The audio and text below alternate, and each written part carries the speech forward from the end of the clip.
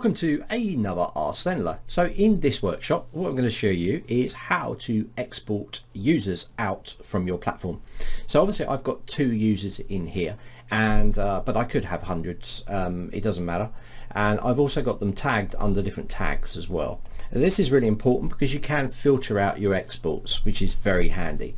For instance, if I just wanted to export people that are tagged in under the tag Spring, it's very easy to do. I can just set up a filter for that. So if I come into filter and add a filter here, and then I go to advanced filters and I go user tag contains, I can come down here, simply select the tag that I want, in this case Spring, and I can apply the filter. And what's going to happen is you've now got 1 user.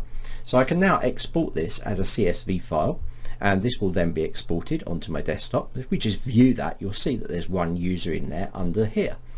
And I can also do another filter, or I can turn filters off, and then I can export all users. So if I turn this off, you're going to see they all appear, and I can go under and export the CSV there.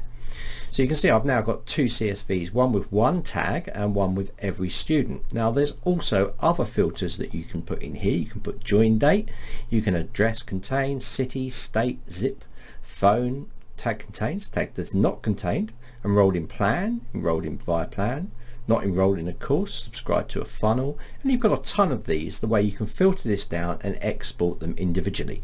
Now let's have a look at the first export that we did that contained the tag Spring. I'm just going to open this up now inside of Excel. And now you can see that first export just contains that 1 file of Spring, tag Spring there. So let's open the other file up, which contains all of our assets, our users. And now you can see that we have the sheet with all of our users on there with all of their relevant tags.